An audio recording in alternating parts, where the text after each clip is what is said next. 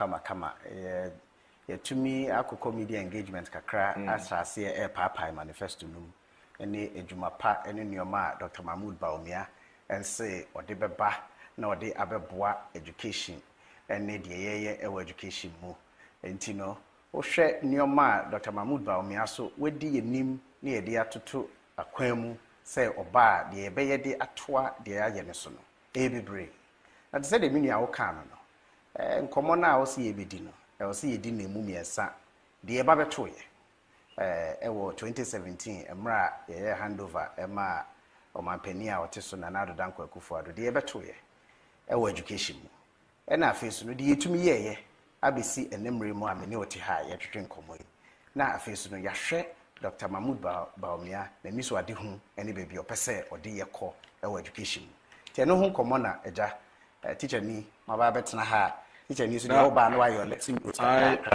me hwe manifesto ni mu a ye bedi nkomo na manifesto no say education part no say expand educational opportunities for all. They say going into the future and Dr Mahmoud Bawumia so dey hu say ye be education no be to me nyakwan akobi no the fact me saying where have we come from, why are we discussing this at this time? Well menua the bedi kan emre a ye share asia na 2017 the ba beto ye na education mu no ye beto nioma bia na enshada enye papa the edi kan eka a ye beto ya na da ho 2017 na ye ka bebre na o hwe bibi a friend feeding grants for College of Education for Nkwana na President John Dramani Mahama ni running mate as amre no a Minister for Education the onu ankasa de nsa sha ase a ye friend handing over notes no say o de ka over 36 million Ghana cedis a wontua e we ma so College of Education for aduane bebre so ontumi ntuaka de oho no say bibi a friend SHS subsidy no de ka over 24 million Ghana cedis ontumi ntuae capitation grant the no President Kofo de ba ya ma basic education itumi ye de was ye basic education mo at no cost no odimuka over 8.4 million Ghana cedis wontuae wo hwe feeding grant for special schools omo a special schools ebi obi a na sonti asemi visually impaired for any omo physical impairment omo special schools no eno so no ni odi omoka omo feeding grant nko 4.7 million Ghana cedis ni yentumi ntuae so wo be kaya edu time bia na yetiti wo tape so ye ne ehu bi wo TV so o say chalk kra otumi nto me ma mo chalk china sa mi ma na ye friend establishment supplies no kre ontumi ama chalk na etumi ko free di buy kra na yentua ka establishment supply na ye de ka 10.6 million Ghana cedis Professor Jena no pokwa jimana no de nsa ehya ase so wo be kaya omo ye bibi emra ye ba beto aba na omo say ye supply sandals amankola sandals ye ntuaka near the hoka over 2 million Ghana cedis and then omo ye uniforms so near the uniforms so near the hoka 3.8 million Ghana cedis additionally just before ye ba beto aba no omo di mirika kofa vehicles bebre be 500 vehicles e de buy 500 vehicles no mo de buy no e hoka 36.2 million or 36.3 million dollars we put the nye cedis and no so na Professor Jena no pokwa jima attra to ho say nini ayeka aida ho oba de encha de ye buy Dr Mahmoud Bawumia running mate as amre ono no ye Minister for Education or jijina mu etua asa kaninia Dr Matthew Poku Prempe utua asa kaninia e mani free ho nti aban ne bae no ye be class anyoma nia enye no nko a challenges are never ho wo hwe basic education ana ye guso wo access problems ebi mu entumi nya kwan enko school especially wo free junior high school ako senior high school na access e problem aye pa na wo hwe school infrastructure so still no na edwuma wo ho bebre wo say local school infrastructure they say school dying dormitory dining hall classroom hall near there no so no na juma wo ho bebre wo say ye ani nia ebo access then curriculum na ye run na ke curriculum na you're running na ache yen review ye almost 20 plus years yen to me review curriculum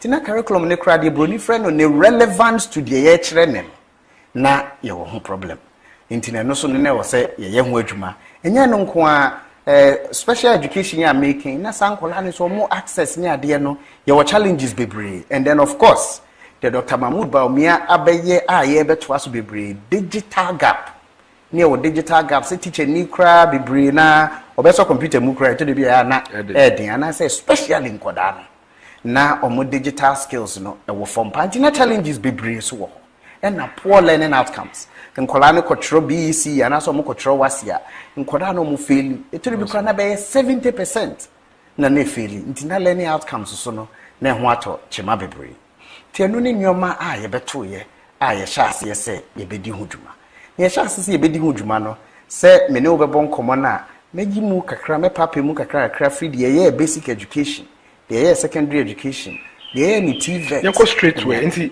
sa challenges here difficulties here beto ye na ehun sunsanso ne say na de na man ba what was the effect on the Ghanaian person what the edikan say ye fa access na so wo hwe access ehun sunsanso ya na de ba ne me tumrika akọ street free SHS and as a senior high school na access challenges e wo ho measures ye free by 2013 ni ma admission Ghana aban ma admission to nkola no emu over 90,000 entumi anko because of access challenges. Yes, 2013. 2014 nkola over 113,000 entumi anko. 2015 nkola over 115,000 pass no way. Oma pass so no mutifie. 2016 no kra ansa na ye hand over ma MPP no. Nkola over 111,000 e pass ya. Oma entumi anko. Na me say assembly na ye ka say because numbers these are hard facts. Numbers bi na ye ka say before free SHS na fi bia nkola average of about 100,000 a catfish, you know, it's correct. It's correct. So who say the mabubu actually more than 100,000. Yeah, afibia catfish. Oma pass anko mbetumi akọ school pe. Enso no motina. Nti the hunsun sanso ba kono. Ehunsun sanso ba. Okay. Nti doc yemfa nti at the primary level, which is the early stage, you know, quickly between early years and up to me finance junior high school. Obetumi aboye niema aban we aye ni bi tofa quickly aman ne ahwe me bom homode de edikan curriculum ne anase de edi kire nkoda anase ye no aban na sesa curriculum ne in such a way say teacher for no more modernized relevant curriculum we share curriculum from KG to primary 6 as I say you use standards based curriculum where standards based curriculum no teacher ni na ade no wo kire no on kire say de be akola ne ko echu poor pass and forget. But Chrema Kolane more project based learning, inquiry based learning, so the Akodano or show no an environment. To me, apply curriculum no do soon free no to the environment. The DBI am the young for example, they say, I say many miracles to here. Be away Jumaka cry, or Yabu Lumanka cry, which means need danky to a be, need dino, or person swimming pool to a do HD. First now, you can teach any bed draw your friend cube, not they are two board and so, or say, find volume. Now, I measure cube, no, I measure her, no, I measure her. Say, because of the relevance, na ye no. You busa akorane say find volume. By Becca akorane say miracles the person will see swimming pool no. Swimming pool, or per se ni mutre 3 feet, or per se mudo 2 feet, or per se musosa 3 another 3 feet. Into you saying the become a volume question now. But ya boa akorane ma waye more application. Okay, until no one aspect. And near one aspect. Okay. Number 2. So we share the yet to me ayeso ede aboa in terms of we na ye levies a free ho. Okay. Inti say no say oba eco school affairs ni ejiji PTA fee kitwa ha ni exams fee ni eji textbook fee ni eji sa levies ni ya abolish abanya be fasa ni o mani no and how does it help eboa obi a sabi oni bi a ono so pese ne ba etumi ko school no at least no onya ne yemo nhihye ne se me bebe ko school ye be pam no ma na ba fie me kai pass a school bi na wo me constituency to I think to praise be so tama na me MC you know parents ne bi wo mtu ko school okra ko bo teachers ne say o mama na nkotwe exams because teachers ne say akwala na ntua exams fee was a PTA na parents ne say na me ni bi akwala ne say so ko school na ya kasa na esi bebre eto de bi kra akoda kotro ne final BEC in sohwe na PTA fees and I say levy kitu ebinti went to me and tro. It told me cry so I could echo tron a wasi ya would be free wako university. Maybe and so be me no anami and sa yamanantro, beshana science yamanantro, over shim maybe a PTA problem. Yeah. Nasa early years digital classroom ne transfer. And now saying what exactly? Yeah, who do be brave? Yeah, I won't cry this is say a tree and share Dominic Bina. Yeah, model bako, yes, you. As I say, near who say technology and as a digitization, no, who near pa a mankoda. And now any area seno baby a year co ewo area simono. And who here pass a digitization, no, you bet me a documentary on the year she see a Dominic Bina for kg. A war call atomic down, I'll be say, oh. And this is the new KG block. The new KG. The type of block is a yesi. Never say we share model KGs na yesi na. You make sure say nkodano ebenya ehho akademia na teacher fo benya ho akademia. Tablet near the smart classroom block near the smart blackboard near the nkola you see. That's a type. That's a new. And no model KG Dr Bawumia si oba. Obe make sure say ya no baby bebre ama nkodano so enya access we. We building ankasa so infrastructure na me seen in such a way say a dino for me protective environment man kodana if so akoda ketwa de it to be obasuku obehwe na we pia bonten a ye pese or stay in a confinement. The way we see no nti u see u pia fi classroom ma wo compound gate down intini nia no ye free bibi child safeguarding ye disadring ni ato ne de design in fact we share some video here boss here you can realize that as a most of the private schools crack cages are yedi enkola no kono because we make to Montessori into the neighbor court Montessori no a public school there I think the new way no it's quite an improved version. So for the GHS students who don't we call secondary school no what is it that this government has done? Minia measures here free 2014 to 2016. So we share a 3-year group na ye public senior high school kodana. Now koda omo school mu nia wo Ghana ha no. Omo ye just over 800,000. Do form 1 4, form 2 4, form 3 4 public institutions. Second cycle institutions and as senior high schools, any senior high technical schools, any TVET institutions near. No omo ye just over 800,000. And ne free SHS buy any access abantino. And near minimum can say, ufa form 1, form 2, form 3, you over 1.4 million students. Ewe schools mo. And no bro almost 75%. 1.4 million. 1.4 million students. Let's say, and Canada na free senior school, but when I walk secondary school, near 800,000. You can say at the time. At the time. And then 1.4. And then 1.4. That's an additional 600,000. Additional 600,000. Yes, which is over 75%. Yeah. Yes. Now that's uncle we nanka for free SHS, but for free community fee. Community fee. Omunya bi enko. Okay. Free SHS buy yeso no. Said ye Ghana for MJ ho ninti no. Na ye share said ye nkoda na beba no. Nki betumi aye de na aban dada na ye ni bi no. Ba me ye friend pass no way. Yes nkoda na o ma pass no.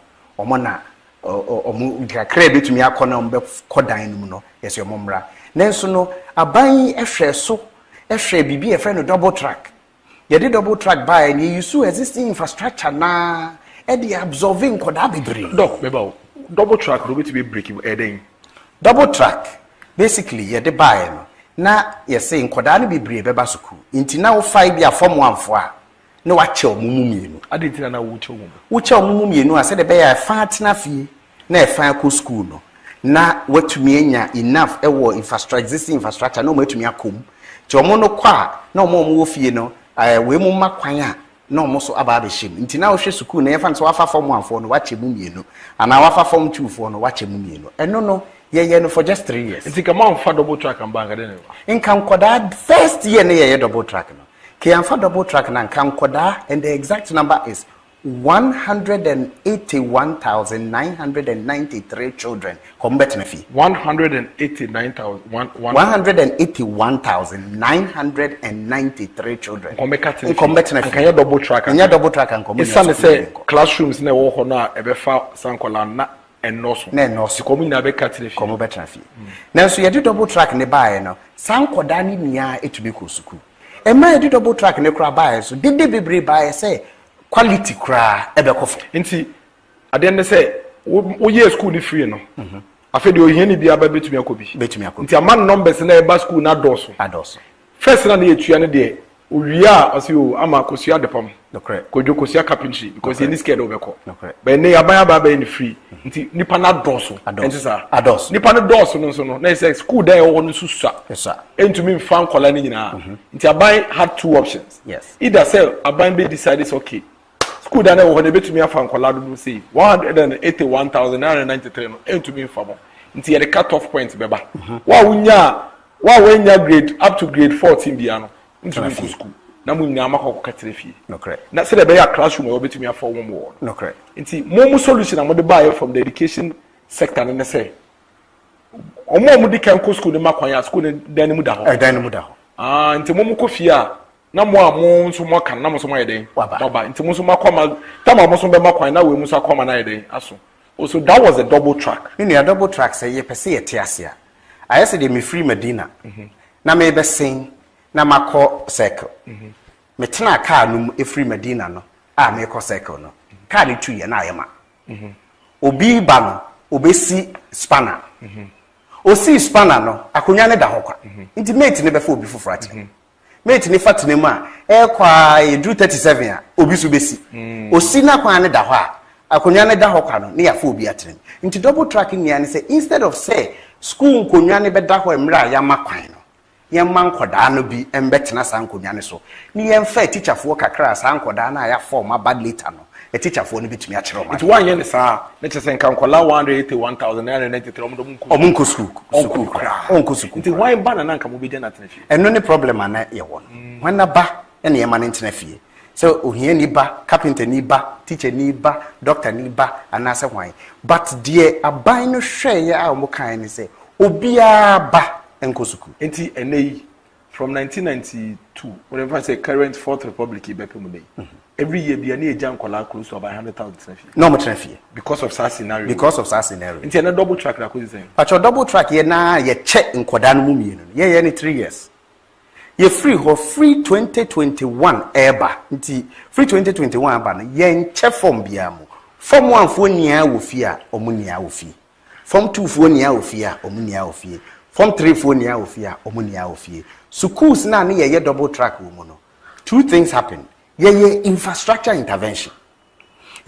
intervention ye dormitory classroom administration block dining hall assembly hall ye nyoma bebre e ma say school no mu ahenhan kakra inti ne say no form 1 fo nia ye de omubom form 2 fo nia de omubom form 3 fo nia de omubom nenso de ye ne say form 1 fo and form 2 fo school no mu together na form 3 fo nia omo say de ye friend transitional calendar doc they are pictures here bushye pictures of some of the infrastructure classroom blocks are ACC bina some of the classroom blocks, some of the dining halls, big infrastructural projects. Inti bina yeguso yehwe inti document waso. Yes. Inti ye enunu wie ye na say ye transitional calendar mu. Infrastructure no ya dia ye started double track no so ye share Ghana for bo. Say ye de nyoma betutu kwan mu ema between 5 to 7 years no. Just a double track transitional calendar bibia ye betumi ye free. Nti se wo hwa de ye sha se 2018 na me 7 years no 2025 ye be rem. Nti se me no ka say what's a double track first no kola re school a form 1 form kono ye chew mo yellow and green nti yellow for no be school na omo be fie na green fa ko nti ye ni yellow and green nti omo mo form is omo ni yellow and green there be school be ni yellow yellow nti double track na say it's over say no transitional calendar ne what double track currently is happening no dey transitional calendar where form 1 for ni abom form 2 for ni abom form 3 for ni abom so because of dodo na ye fire nti na we say 2 cohorts if you form 1 and form 2 penny wo school na form 3 4 e wo fia we provide more infrastructure yes but form 3 4 na makwan na form 3 bia but that primary challenge initially na about 2017 2018 ne dey any hobby nti enei ye ni situation na form 1 form you no mo temantem ba ku ye green ba ku ye yellow form 1 ni ba ku school na ba ku pacho bi nti as we speak so form 1 for nyina wo school omni house school so form 2 for school nyina wo school omni house school oh I see sa na ya hye no I see that's quite interesting nti before you move on to the other part of the conversation how about model junior high schools now Dr. Mahmoud Bawumia can wasem. Sa classroom blocks with me who now say be crowd say university say yes no. And no it's saying I'll show some of the pictures of the model junior high schools. But what is it? Model junior high school no. Dear Dr. Mahmoud Bawumia all can say secondary education no. So what said the free SHS by abie kwan na not just akoda secondary education na obeko suku a ko wie senior high school. To obeko suku a ko wie senior high school no sha se o junior high school na infrastructure wo hia science laboratories wo hia physics ni chemistry ni biology libraries ni ade ni ano ye ntwen mo ndru secondary school into new junior high schools aye sisi no ye bebo modern make sure say sami o mani ni abi wo ho se de be akoda ni she suku ase a every junior high school one na the same quality infrastructure no eno ano be kwa konya e wo secondary school na ene se buildings ya musi buildings kitwa ye buildings go share video the pictures of new classroom blocks and musi for junior high school asa bruchire sa pepepe na ye pese ye if say adenti na wo say yen de infrastructure ankoda be ko mu school no soronko esen obi de. Okay, so doc enei nkolado do sen na esane free senior high school nti enei omutumi nya opportunity across secondary school. Mini asa wo hwe free 2017 I hwe free SHS ase ebesi nemre ma me no kasa ya. Nkoda o ma benefit anase free SHS a benefit omo no individually no. Omo ye beye over 3 million, beye 3.1 million. But so wo hwe year on year it will be benefited from 1, benefited from 2, benefited from 3 there. Then over 5.7 million beneficiaries year by year. It's Ghana for color 5.7 million and one opportunity free senior high school. So we're going to go into what Dr. Mahmoud Bawumia is actually looking at, because what are early years, what are the transformational plan, you who school no, what are GHS 17, what are challenges and solutions I'm going to buy, what about do senior high school and how it's solving a lot of problems and how the poor are getting access to school near there. Before you get to us from that aspect, technical vocational education, and also know what's and also you're doing. What's happening to that aspect?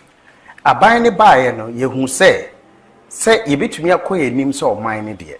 Na ye share grammar education, ni ye share TVET. Any advanced TVET, ye share technical education, vocational education, skills training, any sami man ni. Anti a buying and yoma and also the nyoma to a kwemu e make sure say no so no ya hihye ho bebre de di kan aban esesa emra no a ye de hwe education mo no e ma emra mienu at 1023 a ye de hwe regulation no ye de TVET and as a commission for technical vocational education and training omo no mo be hwe ho curriculum onsem omo be hwe ho accreditation eni nyoma nia for technical and vocational education nia na aban sa remodel education, pre-tertiary education law, no. It's a say Act 1049. 1049, no, Part A GES, and a Part B, no, a buying Act agency for crowd or share technical and vocational education. And then no Ghana TVET service. Since 2021, a buyer pound to ma, I also share technical vocational education. I don't see a free, but I don't see free.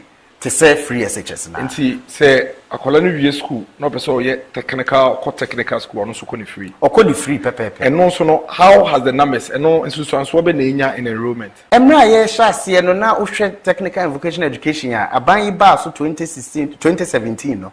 Na enrollment any number 35,000. Se see am no ka say ya fie etwemu ya. Over 100,000 children. It's no so double. More than double crime. Na enti eno no some of my workshops in the no and so did Mr. Mombo some of the pictures, the videos, show videos and pictures of the new technical vocational workshops and I was saying canon. Here Casa technical school. Ura me Kyle at the PSTS. Ura at the PSTS. Oh carpenter for table now. And no have been the bench and on the plane is near there. Omo ye auto mechanic. Yes. A book so but now look at this. We share Nkola esia video ye kwem Nkola esia the Osha state of the art centers. What's there? Ye ba ye no ye fa 32 TVET centers across the country. Na ye upgrading in to state of the art. Say the ye hwe Nkola is say no almost so hwe auto mechanical almost the most recent technology and ye omo hwe metal works omo the most recent technology nti wo hwe say no state of the art technology centers and as a TV centers 32 of them and yes across the country ya mfa no nko a de ne ye friend NVT ya upgrade area no eno no ye fa NVT say wo Ghana ha nia any de friend no OICs ye friend no opportunity industrialization centers no so wo hwe OICs so ya upgrade ni dia to secondary level ni nia no say no is part of the free TVET program ye running e wo Ghana ha wo hwe enye no nko skills and jobs training na yetumi de ama enkoda through CTVET say ye jobs and skills training ye de ma enkrofo mawie either junior high school and I say even we senior high school ono a person o hye ne bibia ase no ye ma eno so bebre ni ya hye mukina I mean ya de wo mu kra so ne say ye hu say TVET hu hia ye establish TVET Ghana TVET service science establish CTVET regulate no ye nim say a teacher for no mu hia special training nti tertiary ho no university ba ko Kumasi as say your friend Akintin appear menka schools of development and entrepreneurial studies I know when Kumasi uko kwada so ho na between Prempeh College and Yasantoa university ne yate specially to train TVET instructors. Oh, I see. Inti ade ne ya dwen ni nia. It's university saying.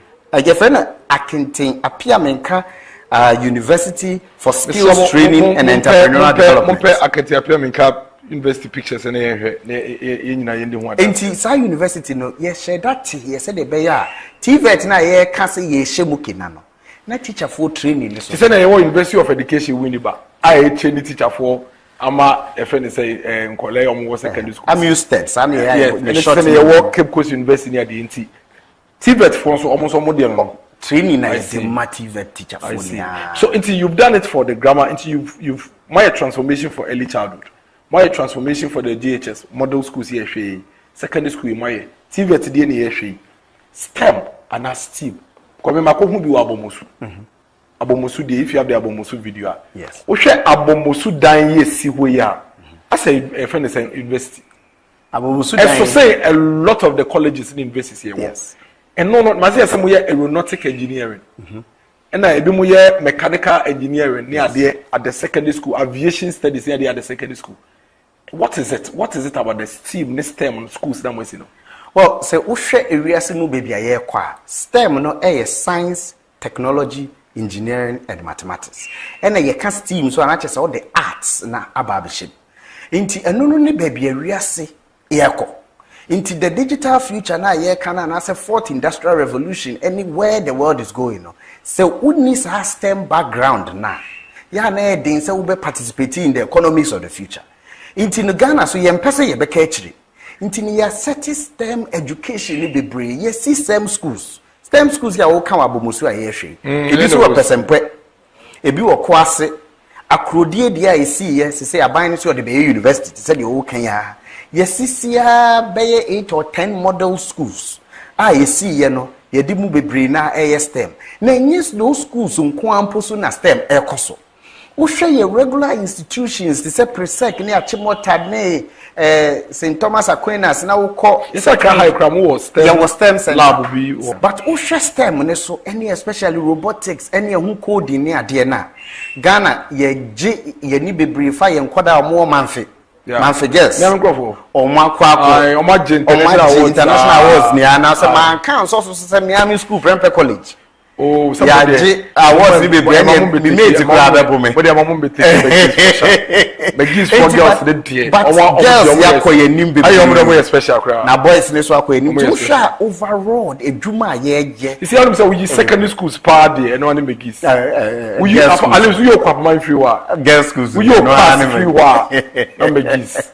Me na girls schools so dey make gis and one. Me has say wo hwe dey say dey me no ti ha ye di hu nkomo. Na che say aban education no de yetumi agye ni se de ya hyemu kena no ama education ye ni akra na abaya kra behwe e wo Ghana man mu ha ene wo hwe se de Dr Mahmood Bawumia so opese wo toa so ene meniso ade hu foundation yesi na wo se dan papa ene osisi so intimate wi a ye ba ye na early childhood no enkoyi yabe sakra mu kakra emma ene ye introduce modern ways e between enkola no at that way ya hwe basic school no GHS ne ade model GHS schools are ECC improvement aba BC mu ene pass rate aba esane santi yede hyehyɛ ya ba emma kola bia nkotena fie ne de free senior high school aba yede ba ye mu ohawo ne niema bebre wo ene ye beka ho asem later but at least an ye hwe nkola do na eco school nkola over 100,000 no mo katena fie and no nyina eco school o ma yati asekra say apparently in the year 2018 aka ya fa free senior high school double track amba nkola 181,993 na be katena fie yenim say member ana wo ba say wonua obi nim be ne omuni netumi akọ school secondary level no so no machechemu mo the technical vocational education aba e mama pagem e sound say ne yenya about 11 companies e wo fi wiase afa ne nyina omo hyehyɛ cars nti ye training college no makoye dwuma e wo Toyota mo nyina hyehyɛ cars wiye waka stem abomosu school ye hwe yi enen college yo secondary school no sua aviation osia aeronautics ene ne omanema nema nanka ye nim wo secondary school mo sua bi so be mu na brofo no be compete on be compete ni ade ye be take a short break bi na yaba na yakoba na fidie yaba be hwe what the next chapter is say niema yakeka bo ne tofa yakeka nyina yi eden any the next chapter of Ghana's education then na Dr. Mahmoud Bawumia essay or the eba abeboa ye man yi ehomesua ensem na commercial break ni de o mom betwa mo no so yakoba na de say ye beka no yakoba doc ye bazia na anano me no di nkomo yeah na 24-hour economy na na me ka se matese yese yese jodramani mama e kan se even disco ene night clubs ni nyina ebeye ye beye 24-hour na eba ye minim se nkofo kura twetwa bia be kire wo ne ade what is what kan ye etisen kwame me kasa me ti se oka bibi atisana na me bwanka na no fa me obi ga ne kabe kamu no kre se ene die emse me hia ma contaminate no ebe kasa ebia na ye anofum na ema ebasa na kwame o ma titwa bia krebe nya me na fufo kra bebri enu anajokura opini ba ko pa bi efre bia o si o ono wako disco na bo na tambe na mekobe de but in fact discotheque ni de se na ya dia minim se oka bibia ti sanka tempa no ka me draw refoni bi ma tension se no ebia onyakwanya samba second time na omomodi anon correct ba wenu ayi wofa wonu se bia ebe frame mu keke enenya de bia na bia omini se sana obeye no na ni ekoba ye ni discotheque ni eyi ya na mijina so abeji ho chiye se ni nya so se oka bibia to se bize manti ade amanti so maswanti mani ehu mi ma meji ho adanse na mom ni pa bi no mo nsema o makeka kire me ni o mo twitwa kire me in fact me no ka say crisis here kwame mi nya voice eyi no mi nya eyi na o mo twa dia mame ana me na fofo na o mo ne me kasa do so me bisa o mo say monya voice na nkasa tie say if ni mo abaye because politics na ye anything not until say kasama fo ni bi baba be kire mu say ampa say na ekoye no I'm still after no me to be honest with you man tin ye me say well say ya dey so kan dia ene na bia wo no nkasa be kire mu dia gina so nti ya wo gina ya o de kasa because ono na after Saturday you know I want us a part there chese not until say bia o ba be kire ma na kasama fo ba be kire mu enche untiase yi no discotheque ne dia kwa me no nko ade e fo ne dia ne kamu no kra me ya disini yani zini di eti ya on fa me mo nka se bia ye leader akoka sem na me badwamu agina chinye da bi nya sa da me je chinye no but atwimu no man chinye me se ye kan sa se discotheque any night club I 24 hours na ewia o me ye juma ewia no be ye juma no ni ntire mu no beba se wo mo be ko shift no anajo no ya wonya kwan ko disco no wono so wo ba obeko disco nana bedo nkwame se nipa no kwan no cost dajo na obofia ehia se so wo homia na meboa ehia se so wo homia na onya awode na de tia watimi asia ko ne night shift no na anase ebia discotheque na ebeye weekend na ebia okọ night shift na weekends no ana weekends no so kra no said ya yekai wo hwe 24-hour economy na yekan wasebla na tese weekends ni na no kra no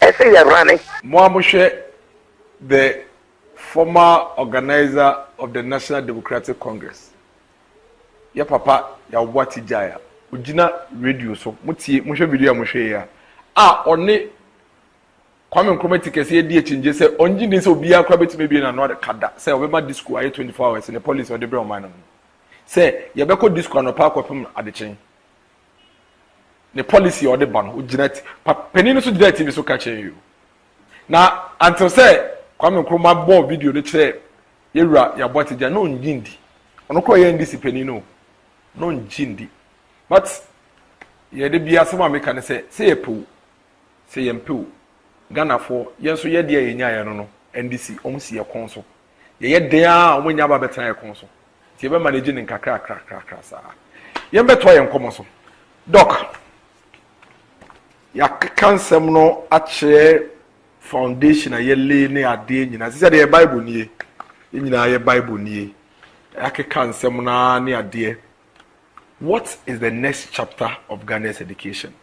What is Dr. Mahmoud Bawumia promising the people of this country?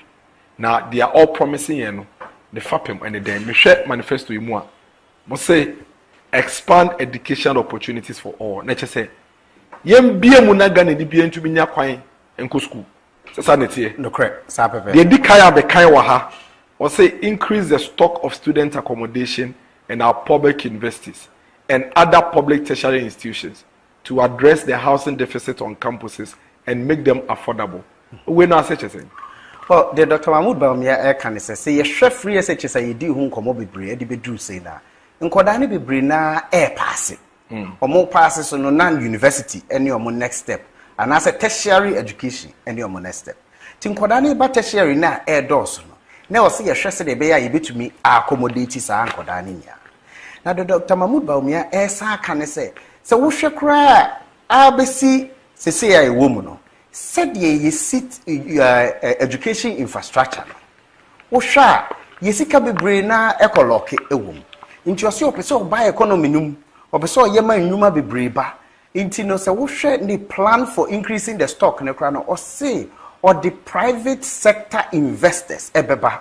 No mono SCC a dino. Almost see a diner, not a buying a lease a from into Sanka buying a be a dino costed 10 million.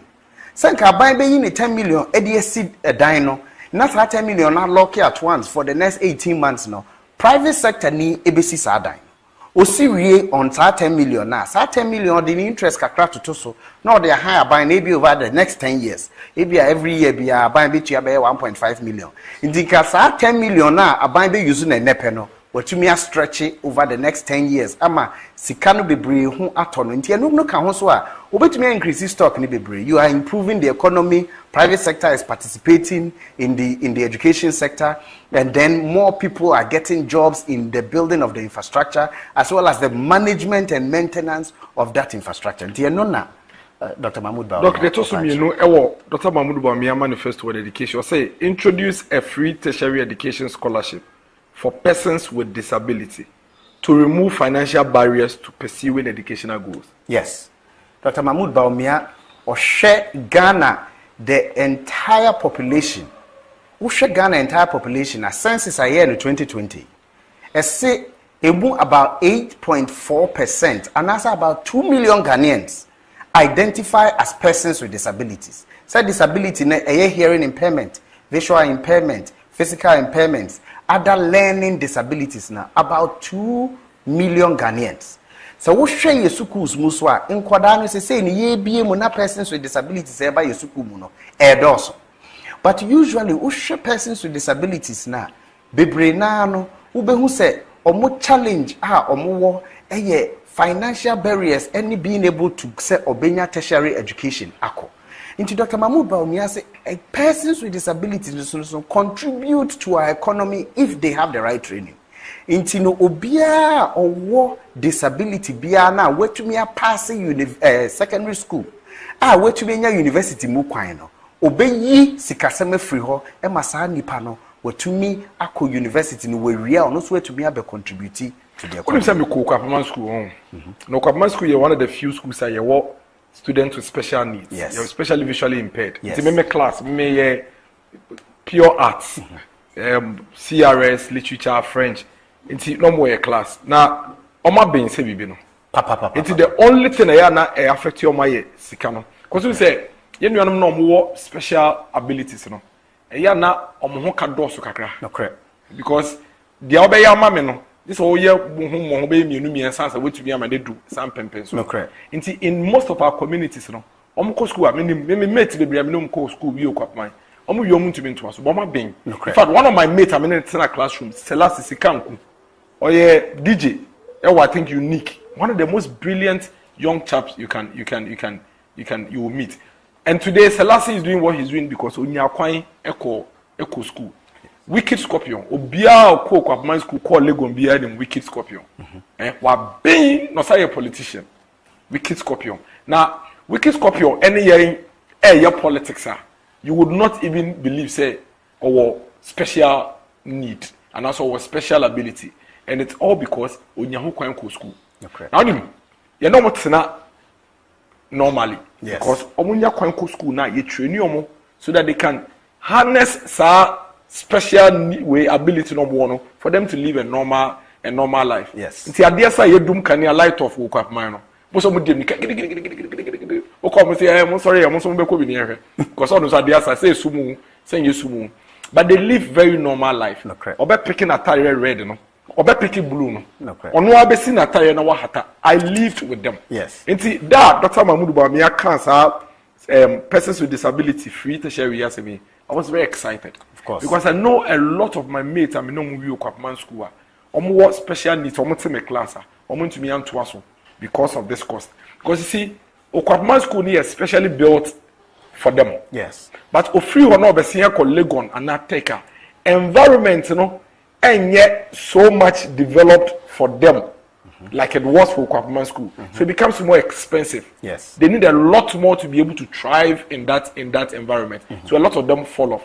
For me, if you ask me, this is one of the best policies that we are going into next year with. And I'm not surprised, say, former President Mohammed Area. Oh, you know, launching your manifesto and no fashion indeed. You know, there, Ukwapimaya Wakai. Ukwapimaya is one of our Ghana education service. Your flagship schools are your friend integrated school. No, of course, the school beyond say no, and the flagship. Flagship. I know they met me. As for Ukwapimaya, since you won't say secondary school. Ukwapimaya school. Let's say no, if you KG. Ukwapimaya KBC University can be doing here. It's one of our flagship integrated schools. Dr. Mahmoud Bawumia kra edwuma oso obeyama persons with disabilities. Also integrated schools no so obehemu kina. No the more aba. Said the beya persons with disabilities no benya more opportunities for integrated education. It's a very good initiative. So asem so aye interesting is doctor. So Dr. Mahmoud Bawumia ni full manifesto no ma. Ube say baby under section 8.52. He specifically talks about special education needs. Okay. One fine education as your on my non separate session. For the benefit of our friends and our persons with disability and special needs. In Dr. Mahmoud Bawumia's manifesto, there were a whole section. A special education needs. Yes. And me, I can relate. Yes. Because I went to an integrated school, like an Kwapman school. Yes. And I know what it means. I want more opportunity. Yes. My class, they know this second, no, visually impaired. Yes. Visually impaired. Yes. No training now. Yes. Now, Dr. Mahmoud Bawumia say, new buildings be a BCBR. So, we will use what is called universal design. Into moving forward, building be a basic for education beyond universal design. Universal design, nature say, onipa neni ebi of visual impairment. Obedru punano, and you so busa sem patrol, a dime be ni, ye de braille, ebeto door nano, or the nesafa so be who say.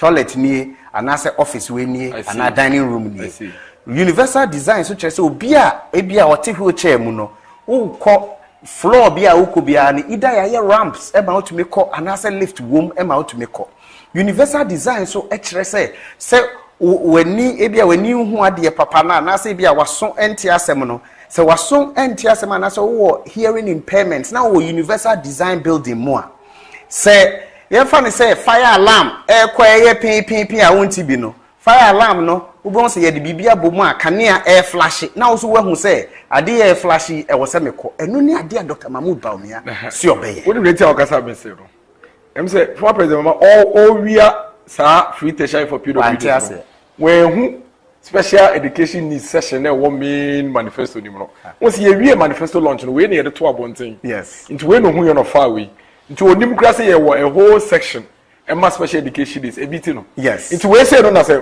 ukodi de chi a afi obeba no hu implementation no correct because when sua enwie and I think it's a very good idea for me knowing what it means to provide that environment for special needs children no it's a fantastic idea. And also shemu kra so or say you befa a teacher for say because of our 28 special schools here what that befa a teacher for another 1,000.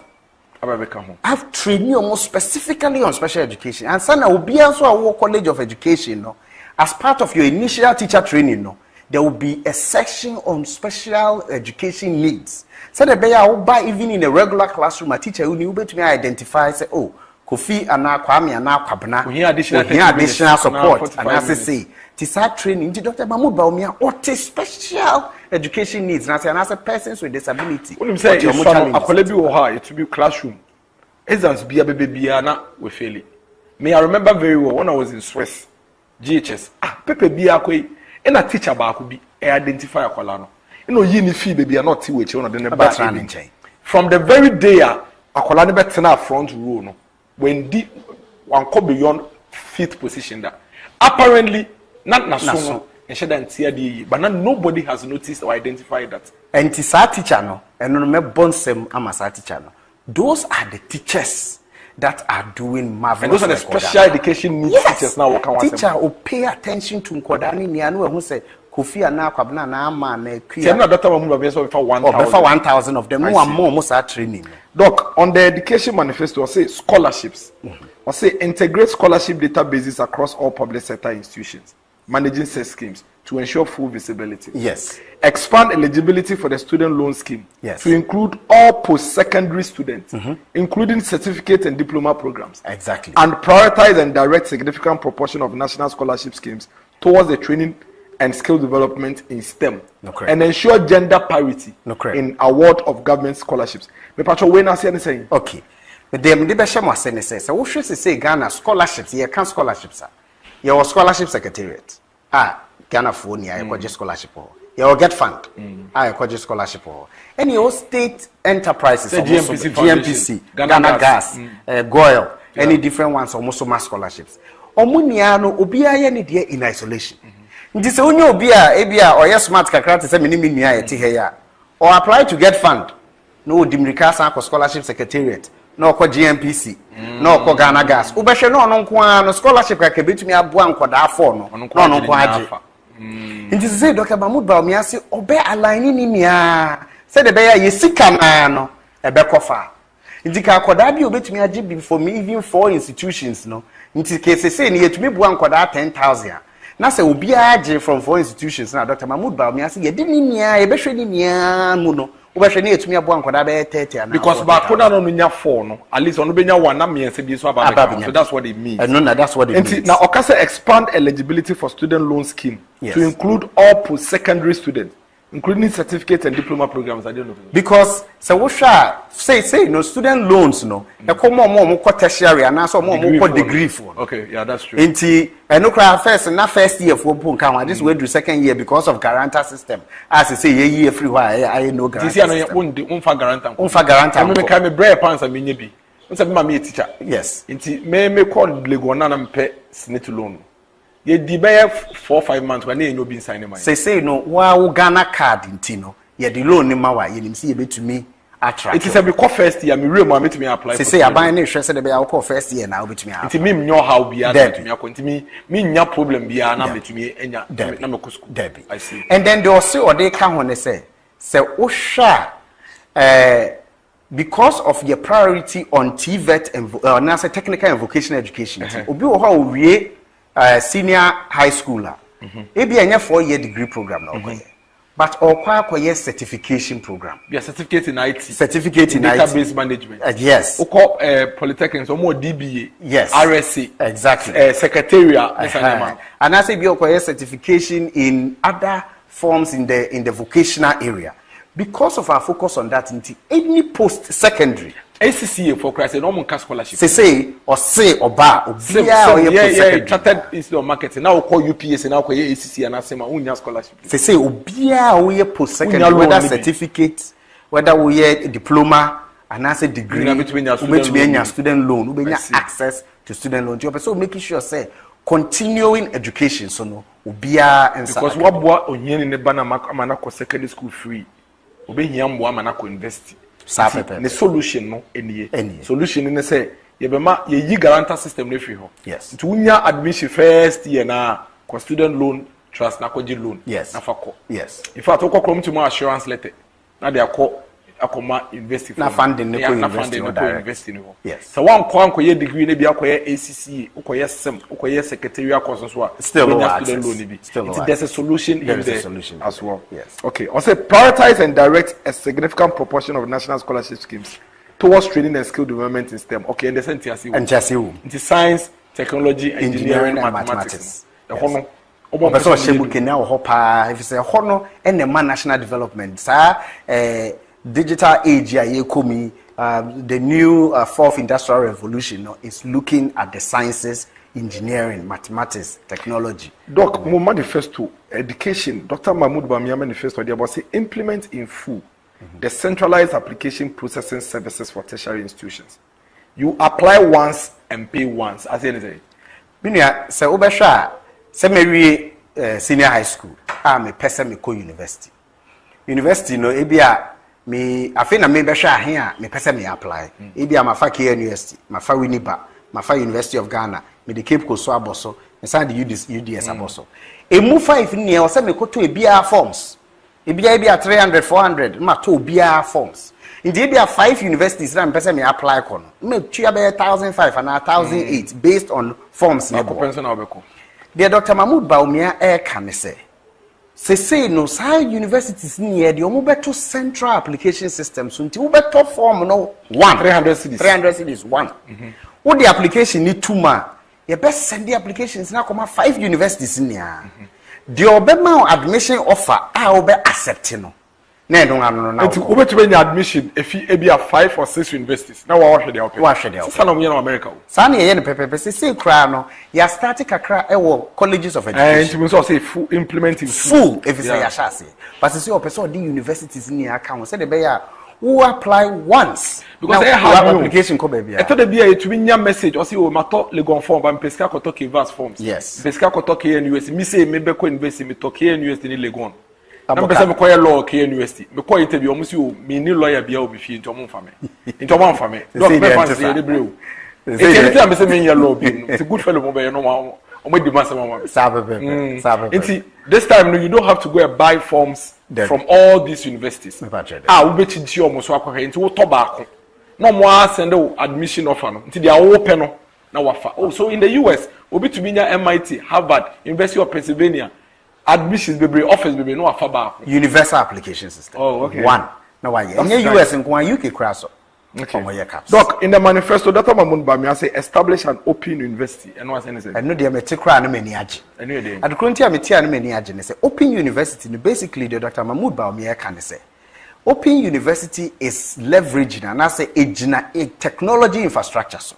To the end, Dr. Mahmoud Bawumia odi anima wo ye nia ye improve your technology ye say no na na miso ade hu no say technology infrastructure baby awo bia wo access to mobile phone wo access to internet wo access to laptops any ade no university na anka say ye fa me say University of Cape Coast na person kwa na say wo free me kuro mu go so a ade say wo peka free go so ekoso nwane anan kran na wa peka e dey free crime e dey akọ Cape Coast and say we tumi akọ school no Dr. Mahmoud Bawumia say open university because e see technology so no trago so we tumi akọ sa university open university so no e say oye ne sa so a free SHS e ma nkoda na graduate bebre no a universities are ye wo no omo infrastructure classrooms ne dormitories ne administration block entumi contain omo nia no open university betumi ama pressure no akofom it open university the crack say we betumi a university degree online but accreditation no is still the Ghana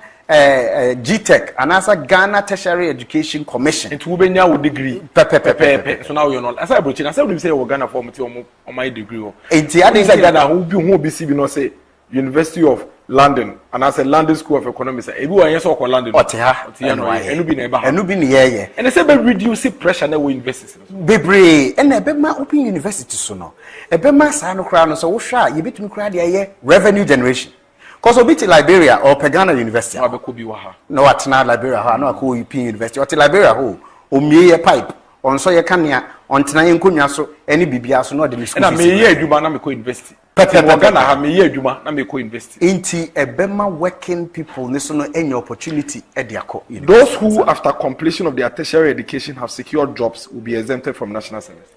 Dr. Mahmoud Bawumia edre ho ehu say economy no ene o se ye grow.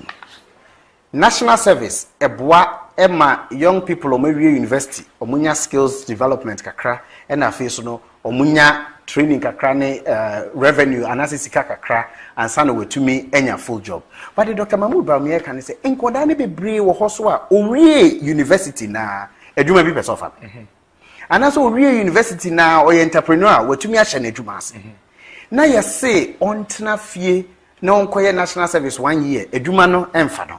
The Dr. Mahmoud Bawumia can say national service no ehunya but say if you can prove after we university say menye adwuma ewo miracles adwuma mu anase menye adwuma ewo bank yi anase menye adwuma wa ha then national service no you will be exempted no wetumi akọ ye adwuma na aban afocus on mo omunya adwuma no in the national service and no cross to me ma aban etumi share national service no mkena and the other trainings ka ho mo omunya adwuma. I know that's very true because I remember those times you only go no who school no once you are in school ebi omo say enko try aptitude test yes in some of the institutions normal foul exactly but I say just obey national service answer yes to be what we need adwuma ba on to be because I saw a national service yes. But this time around no we betu akọ ye adwuma and then you get your exemption and then you live your life. That's quite nice. We will continue to develop additional infrastructure for our educational institutions to meet the increased numbers. Yes. As anything. Well, so we share ye two ye new crash free SHS. Ne emra double track by assessment ye emra introduce double track na. You can see be here by 1,132 different infrastructure. Say classrooms, say dormitories, say dining hall, say administration blocks, any other need be here by 1,132. Say ye tiha ye kasa se ye rebu by 1,000. But the aka we chire was ye na etu infrastructure na edos no. Dr. Mahmoud Bawumia say obehye mukina ni etumi ayesa adwuma na enye secondary schools nko a. So wo hwe universities so ade o so obeye no obetoa so wo honina.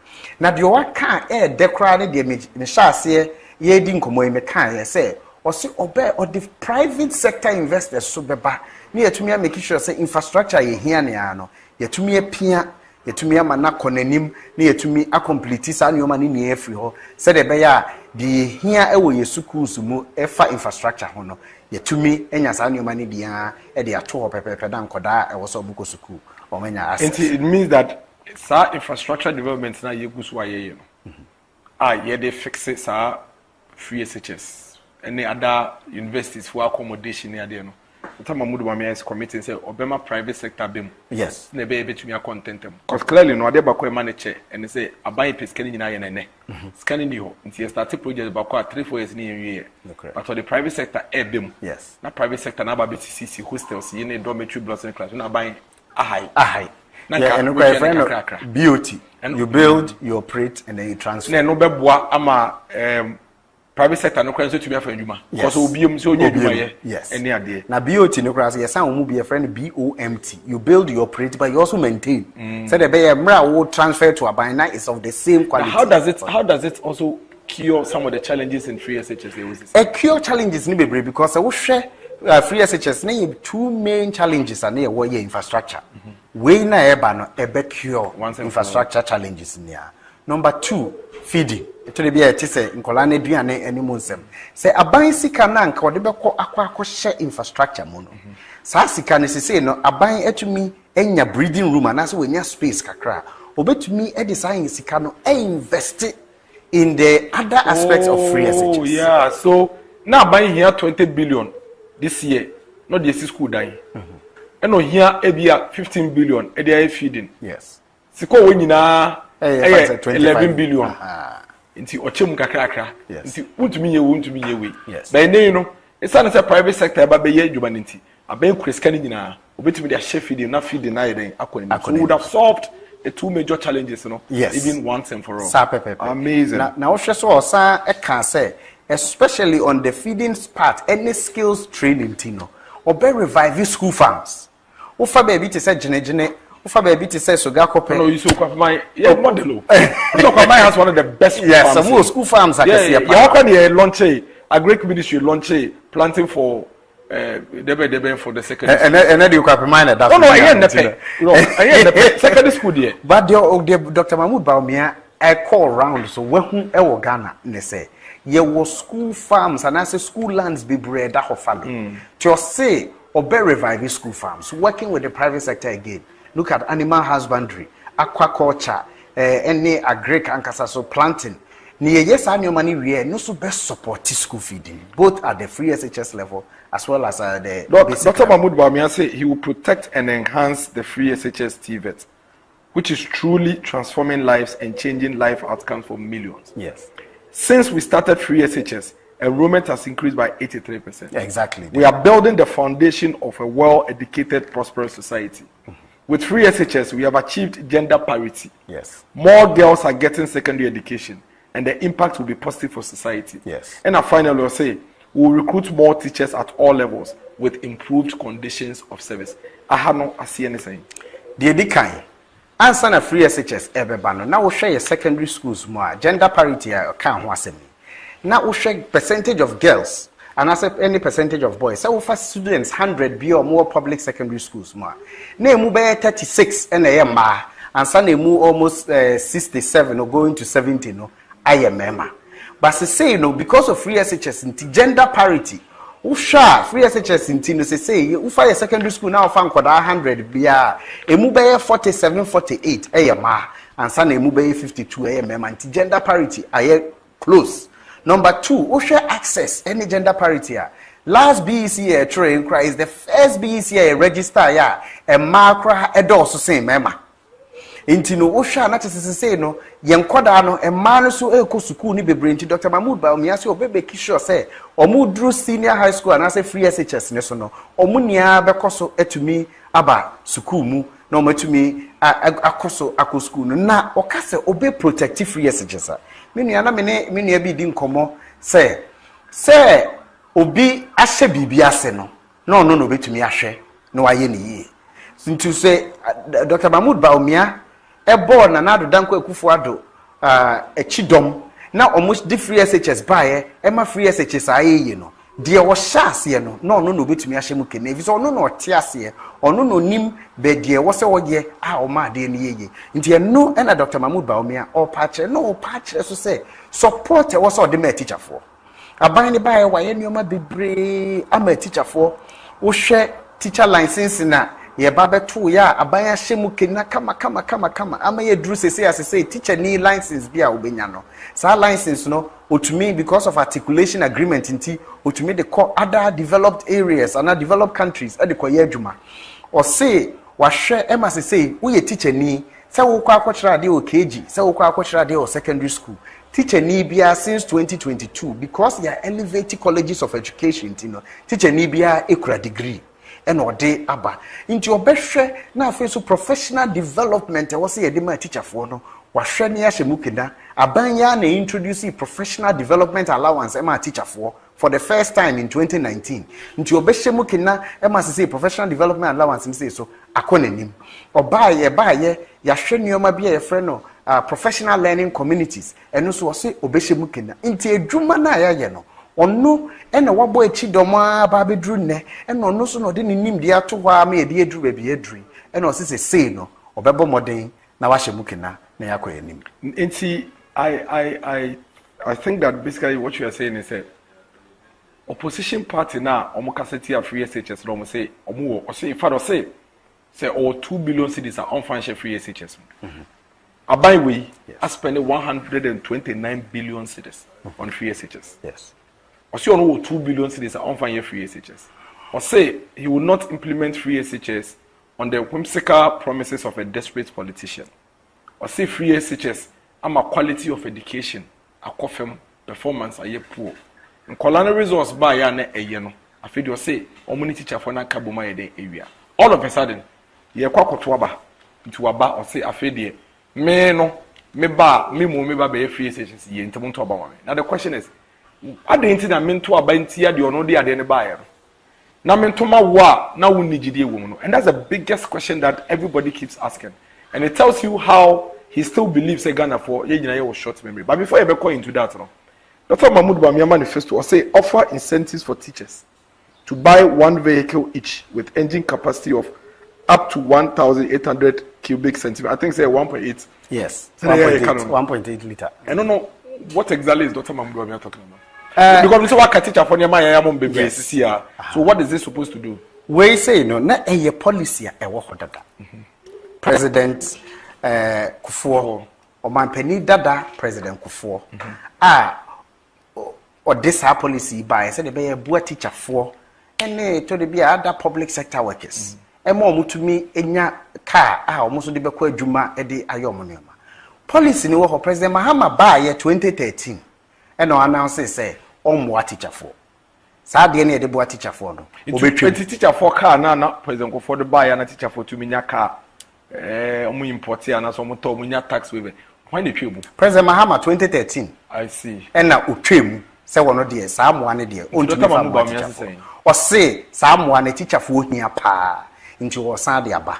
No Bason may assure say public sector for or Moya Jumano or Beshe no or making sure say Ubia or your public sector worker teacher need less, but a teacher for now no more na you train more mono.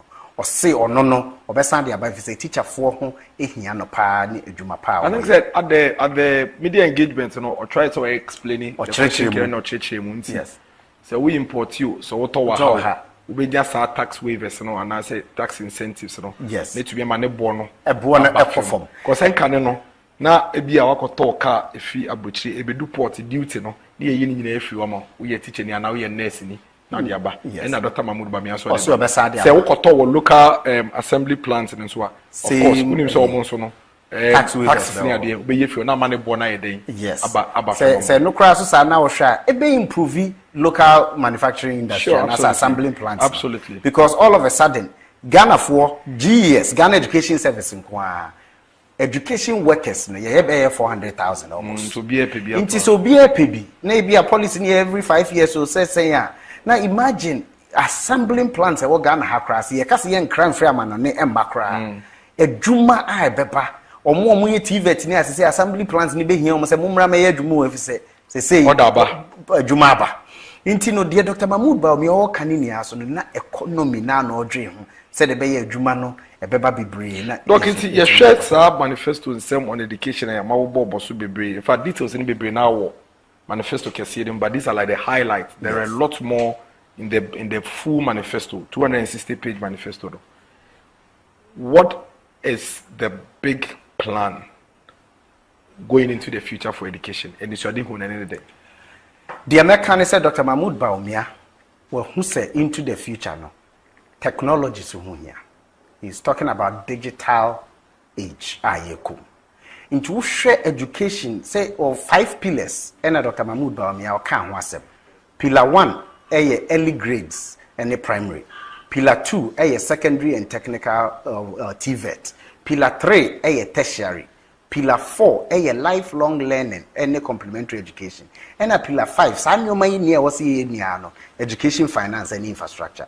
Ushe ni niano or the share technology. early grade said ye be ya be share technology mukina and as digitization mukina any future looking. We share secondary education future looking. We share tertiary future looking. And sana we share lifelong learning and future looking. One of the key things in lifelong learning, Dr. Mahmoud Bawumia ka ho asem no, technology hubs or person or use libraries and they support those technology hubs no. Na o make sure say obia enya opportunity. Ade ba kokra so esan me de ya go kind manifesto na be hu say Dr. Mahmoud Bawumia ehun say wo hwe lifelong learning ho na bibi wo ho a o friend of prison to work. Yeah. Well, who say ya incarcerate obi anase obi akoye bibi a yede na tum no. Wo be gyan no no okoye den. Onsan ko bokro no ni biomana. To Dr. Mahmoud Bawumia say obema education in the prisons no. Washemu Kenya said be ya and no crime so crime reduction. Crime beba from pa. These are some of the and I'm about crowds here to handle school dropouts. Two dropouts. Yeah. A friend out of school children intervention. Yeah. They say ye be dada ye running organ education services so far. Ye to me in Kolaba 17,000 a free streets so any school drops out in Kolaba Munko school ed your maba. Now Dr. Mahmoud Bawumia say ye be expand even to street children. So I say Dr. Bawumia say Dr. Bawumia so the Ghana card and the baby basis you know. Yes. Send me yawo wana wama Ghana card number. In the manifesto, Dr. Mahmoud Bawumia has indicated say on MMDS ne be carbon. Yes. To ensure say yawo wa ye be track. Yes. Because you expect say wo Ghana card ne be wo GS database we say wash school at the time abenya 4. It will be the 4 no. Now or expect say wo Ghana card number no.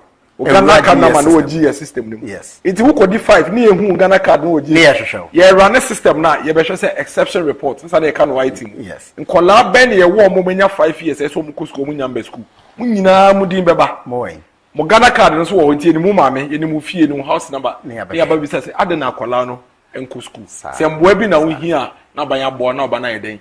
School. I think that's also a very important policy in the manifesto. And then at the eba so no so be boa yen e wo ho ne say.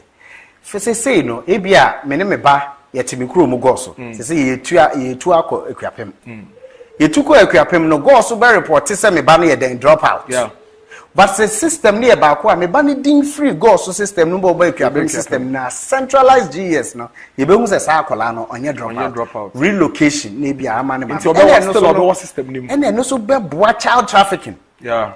Adenti eno na ebetumi am yehu se adenti na akoda awenya 6 years all of a sudden we free her no wakwa akotena kuro yi so one ne maame na wo ho ana one ne maame ne papa na wo ho de ana enim se nya child trafficking but se ne one ne maame ne papa na wo ho a hwan na afa akoda no ede na koho akoda no wo permission so be wonti buenia no so ka ho na Dr. Mahmoud Bawumia say implement bibi e friend no safe school or student garden to make sure say baby akola no ewo bia no aban anyway obi catch we say adenti niam niam o si obeye nyon ye nisisi a clearly no based on the some wa keni niam wa cheche bunya e kire say wo pese da che wuni wo ye doctor untumi so in fi class 1 na nkonko ye doctor systems this a wo primary school wie wo ko GHS wie na wo be ko SSA esa ne say wo nim say wo doctor da wo pese wo ye nti wo select courses no kra onko fa ye CRCB for chemistry, biology, physics, elective maths. Say be able to prepare towards becoming a doctor. We did not have a Ghana card. There was no way as our school dropout programming and can be to me here. Because based on the Dr. Mahmoud Bawumia describing, you needed that national database to be able to do it. We didn't have a situation where you want award card, a friend is a Ghana card number. They can say a better tracker. But today, Dr. Mahmoud Bawumia can promise it because the BIA Druno. You don't so bia you bet to me at the science because of the systems you building over the period. Okay. Dr. Kwabena Bempa Tando, Deputy Director General, GS, and a member of the MPP Manifesto Education Committee. Now, we did say in the weeks and days ahead, no, the rest of us be near to common so near to your boss because you and I know say. The account was some highlights in the manifesto, the full manifesto itself, there were plenty other issues into me and come once. Definitely we are going to come back and speak about it. Gentie, the Dr. Mahmoud Bawumia, a catcher to okra media engagement na oye the closing remarks are on my yenti ne sema ne yansanso ebra. When you look at the work that we have done, let me go through some of it. For the first time in our history, first time since independence, we have a national ID system. For the first time. For the first time in our history, we've championed national ID at birth for all children at birth, together with their birth certificates. Never happened in our history. For the first time in our history, with the Ghana card, you don't need a guarantor to get a student loan. The first time in our history, Ghana has a comprehensive address system. We've struggled with this for 60 years. 60 years. It's only under our government and with my initiative that we have a comprehensive digital address system. For the first time in our history, you have 100% access to financial inclusion in Ghana. For the first time in our history. For the first time in our history, we have drones delivering medical supplies to 2,694 facilities and saving lives. 540,000 flights have been made so far to very remote parts of Ghana. Daily, they are going an average of about 100 flights a day from each of the 6 drone centers, saving lives. So many lives have been saved. Women in childbirth, needing blood, people who have been bitten by snakes. We get the report that the drones are saving. And Ghana is the whole world's largest medical drone delivery service. The whole world. The whole world. Our people can sit at home and enroll in national health insurance from home and renew national health insurance that they had so much problems with. Today, people can stay at home and buy electricity credit and pay their children's school fees and other things right on their mobile phone. Dr. Mahmoud Bawumia, Tony Boase, a church in Simu, a born in some tofa. Ushe papa yenim, na utie in some waka. Munyenya media about to Muhuna Kumem. Say na Kumemu fa. He is a unique politician, yehu necessary in a very long time. Maybe I may come and say, Dr. Mahmoud Bawumia is that fine line of a politician between a politician and a technocrat. That fine line of a politician and a technocrat. That is who Dr. Mahmoud Bawumia is. His commitment, his level of dedication, his passion towards seeing the progress and development of this country, unmatched. Me Gen-Z if we see that Dr. Mahmoud Bawumia can say very mindful, very cutesy, and very demure. Yami aduma kwesiada. Yebe sanso abetwa manifesto sectoral digestion. Yebe fan sector by sector by sector. Until then, their former president became Bia. Mufane say a mugu because they are also a man in Bayano. Yamana baby pay. Na Obayano, and son a bit in a seven. On